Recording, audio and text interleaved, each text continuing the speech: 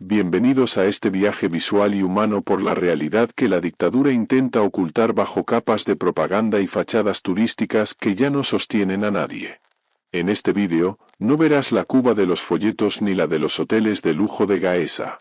Verás la Cuba de hoy, la de 2026, una nación que sobrevive entre los escombros de su propia historia, asfixiada por un sistema que ha preferido destruir el país antes que soltar el poder. Acompáñame a recorrer las calles donde la basura se amontona más alto que las esperanzas, y donde una nueva y terrible plaga, el químico, está terminando de aniquilar a una juventud que ya no tiene futuro. Las calles del olvido, un vertedero a cielo abierto. Lo primero que golpea al caminar por La Habana, Santiago o Holguín no es el sol, sino el olor. Las imágenes que verán a continuación muestran esquinas que se han convertido en microvertederos.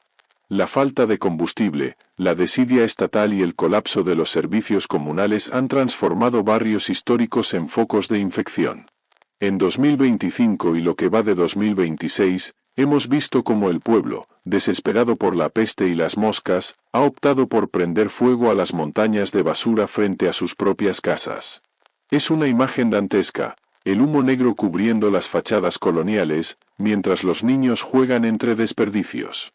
Cuba, que por su ubicación geográfica, su clima y su suelo fértil podría ser la joya del Caribe, la isla más codiciada del planeta, hoy parece un escenario post-apocalíptico. El químico, la sustancia que convierte a los jóvenes en zombies. Quizás lo más doloroso de este reporte es el impacto de las sustancias ilícitas. Durante décadas, el régimen se jactó de ser un muro de contención contra las drogas. Hoy, la realidad los ha abofeteado. En el vídeo observamos a personas bajo los efectos de el químico. ¿Qué es el químico? Es una droga sintética barata, a menudo fabricada con veneno para ratas, medicamentos controlados y químicos industriales. Su costo es ínfimo comparado con la comida, lo que la hace la vía de escape más accesible para una juventud que no ve salida. Efectos devastadores. Los consumidores pierden el control motor, quedan en estados de catatonía o psicosis agresiva. La causa real no es solo una crisis de salud, es una crisis de falta de propósito. Cuando el sistema te quita el derecho a soñar, a trabajar y a prosperar, el vacío lo llenan las sustancias. La dictadura observa esto con una mezcla de ineficacia y complicidad táctica. Un pueblo drogado es un pueblo que no protesta. 3. De la joya del Caribe a la ruina total. Si miramos un mapa, Cuba tiene una posición privilegiada. Podría ser el centro logístico de las Américas, un paraíso agrícola y la potencia turística número 1. Sin embargo, la gestión del PCC ha convertido a la isla en un lugar del que todos quieren huir. La infraestructura eléctrica está en colapso total. Los apagones de 18 y 20 horas no son anomalías, son la norma. Mientras tanto, el régimen sigue construyendo hoteles que permanecen vacíos, con una tasa de ocupación que apenas roza el 15%. Es una inversión absurda que solo sirve para lavar dinero mientras los hospitales se caen a pedazos y las escuelas no tienen ni papel para escribir. El factor geopolítico, Trump, Venezuela y el futuro de Cuba. No podemos analizar la situación de Cuba sin mirar al norte. Con el regreso de Donald Trump a la Casa Blanca, la presión sobre la dictadura ha escalado a niveles sin precedentes. Trump ha sido claro en su postura, considera que Cuba es el cerebro detrás de la inestabilidad en Venezuela y el resto de la región. Tal como lo ha hecho con el régimen de Maduro, Trump busca tomar un control estratégico, no mediante una invasión física tradicional, sino a través de una asfixia económica total que obligue a un cambio orgánico. La doctrina Monroe 2.0, Washington ha vuelto a mirar al Caribe como su zona de influencia directa. Los intereses de Trump radican en eliminar la influencia de Rusia y China en la isla, buscando una transición que permita a empresas estadounidenses reconstruir Cuba de la misma manera que se planea para una Venezuela post-chavista. El dilema de la soberanía. Mientras el régimen usa esto para alimentar su discurso de plaza sitiada, el cubano de a pie se pregunta si cualquier cambio, incluso bajo influencia externa, no sería mejor que la muerte lenta por hambre y falta de medicinas. ¿Cuánto más puede aguantar el pueblo? Las imágenes de las colas, de los rostros cansados, de la falta de pan, no son ficción. Cuba ha entrado en una fase de hambruna profunda. La ayuda humanitaria ya no es una opción, es una emergencia. El éxodo masivo de más de 500.000 de personas en los últimos años ha dejado al país sin jóvenes, sin médicos y sin mano de obra. La dictadura ha destruido no solo los edificios, sino el tejido social. Sin embargo, en cada vídeo de una calle sucia o de un joven afectado por el químico, hay un grito silencioso de libertad. Lo que muestran estas imágenes no es un escenario de película post-apocalíptica, es el día a día en las calles de Cuba hoy, en pleno 2026. Al caminar por Centro Habana, 10 de octubre o los barrios periféricos de Santiago de Cuba, lo primero que golpea la vista son los microvertederos. Montañas de basura que superan la altura de una persona, acumuladas durante semanas porque el Estado ya no tiene camiones, ni piezas de repuesto, ni combustible para recoger los desechos de un pueblo que se pudre en vida. Observen bien las esquinas, el agua albañal corre libremente mezclándose con los desperdicios. La peste es insoportable, pero el cubano se ha visto obligado a normalizarla. En 2025 vimos cómo la gente, desesperada por las moscas y los roedores, empezó a prenderle fuego a la basura frente a sus propias casas. Hoy, en 2026, las fachadas de los edificios, esos que alguna vez fueron joyas arquitectónicas, están ennegrecidas por el humo de los desechos quemados. Es la imagen perfecta del fracaso, un país que se quema a sí mismo para no morir de una infección. El químico, la eutanasia de una juventud sin futuro. En el vídeo aparecen escenas desgarradoras de personas que parecen zombies, dobladas sobre sí mismas o convulsionando en plena acera. No es solo hambre, es el químico.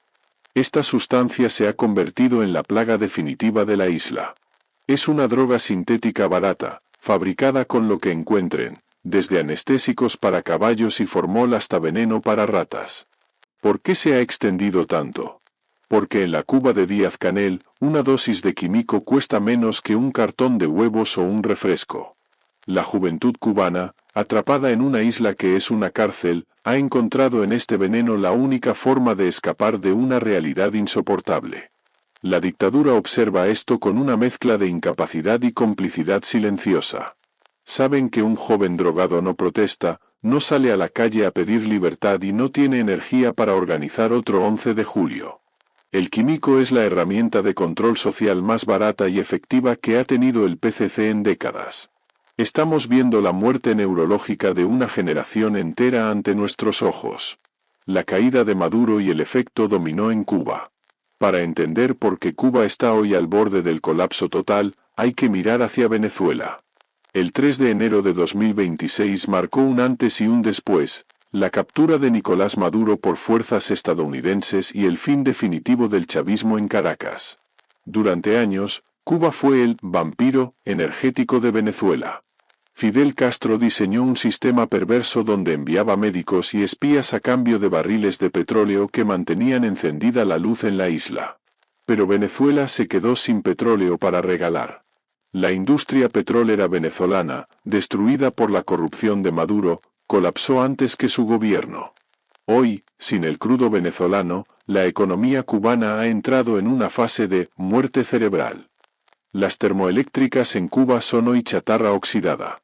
Los apagones de 20 horas no son casualidad, son la consecuencia de haber apostado todo a un aliado criminal que ya no existe.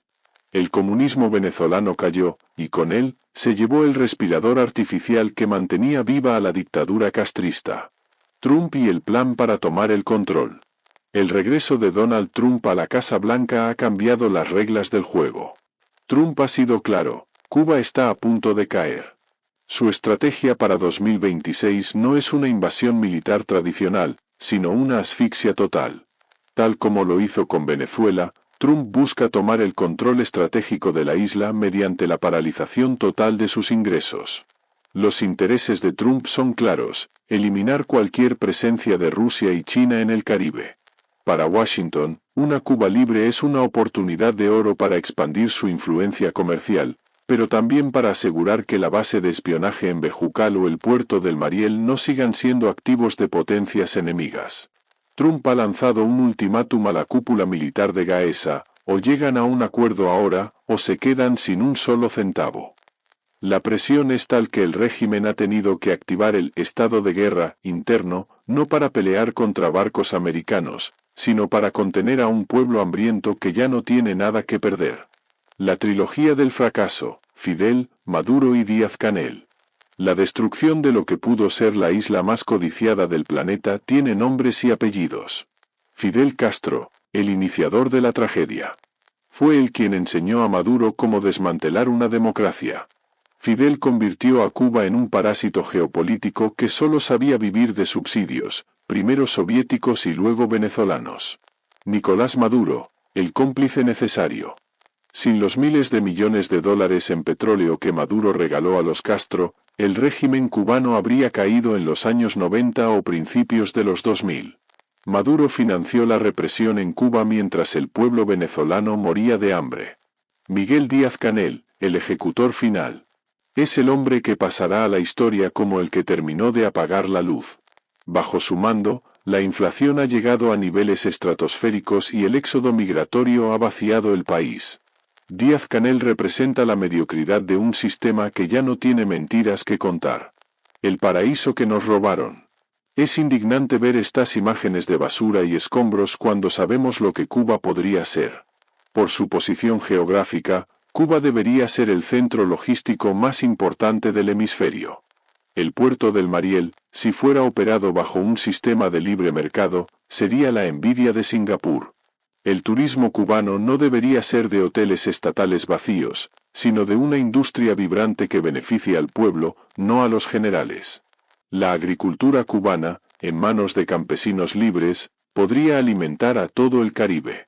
Sin embargo, la dictadura prefiere que la tierra se llene de marabú antes que permitir que el cubano prospere por su cuenta. Han destruido la joya más preciada del Caribe para mantener el privilegio de una élite militar que vive en mansiones ocultas en Siboney, lejos de la basura y del químico. Si este vídeo te ha tocado el corazón, te pido que lo compartas. El mundo necesita ver que Cuba no es el paraíso socialista que venden en las universidades de izquierda. Cuba es una nación gritando por auxilio, secuestrada por una élite que vive en la abundancia mientras el pueblo se consume en la basura. No olvides suscribirte para más reportajes sin censura sobre la realidad de nuestra región.